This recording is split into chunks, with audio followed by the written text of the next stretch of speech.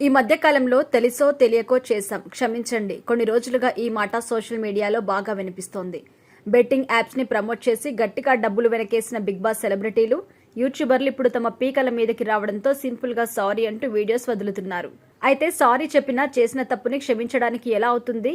ఎందుకంటే వీళ్ళు చేసిన బెట్టింగ్ యాప్స్ ప్రమోషన్స్ వల్ల ఎంతో మంది అమాయకులు తమ డబ్బులు, ప్రాణాలు కూడా కోల్పోయారు. దీంతో వీరిపై చర్యలకి ఉపక్రమించింది ప్రభుత్వం. ఇక ఇందులో భాగంగా 11 మంది సెలబ్రిటీస్పై ఇటీవల కేసు నమోదు చేశారు పంజాగుట్ట పోలీసులు. ఇందులో సురేఖ వాణి కూతురు సుప్రీత కూడా ఉంది. ఈ మధ్య సురేఖ వాణి, సుప్రీత ఇద్దరు సారీ చెబుతూ వీడియోస్ కూడా పోస్ట్ చేశారు.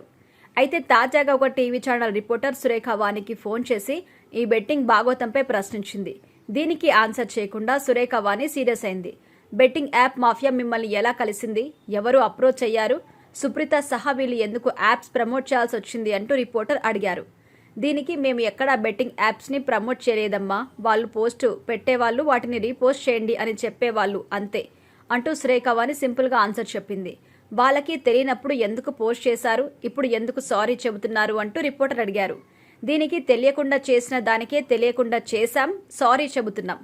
మరి తెలియకుండా ఎందుకు చేశారంటే తెలియకుండానే చేశాం, మళ్ళీ అదేం క్వశ్చన్ అయినా, అందుకేగా ఇప్పుడు సారీ చెప్పింది అంటూ సురేఖ వాణి సీరియస్ అయింది. ఇంకా ఏదో ప్రశ్న అడుగుతుంటే మీకు తెల్లారిందేమో అమ్మా, నాకు ఇంకా తెల్లారలేదు అంటూ ఫోన్ కట్ చేసింది సురేఖ వాణి. ఇప్పుడు ఈ ఫోన్ కాల్ కి సంబంధించిన రికార్డింగ్ సోషల్ మీడియాలో వైరల్ అవుతోంది. మరోవైపు ఈ కేసులో సుప్రీతతో పాటు tasty Teja, anchor Shyamala, anchor Vishnupriya సహా పలువురు పేర్లున్నాయి. అయితే వీరిలో చాలా మంది సారీ అంటూ వీడియోస్ రిలీజ్ చేశారు. టేస్టీ తేజ అయితే ఇంకెప్పుడు ఇలాంటి ప్రమోషన్స్ చేయను, ఎప్పుడో ఏడాది క్రితం చేశాను అంటూ ఒక వీడియో రిలీజ్ చేశారు. మరి ఈ కేసులో ఇంకెవరిని అరెస్ట్ చేస్తారో చూడాలి మరి.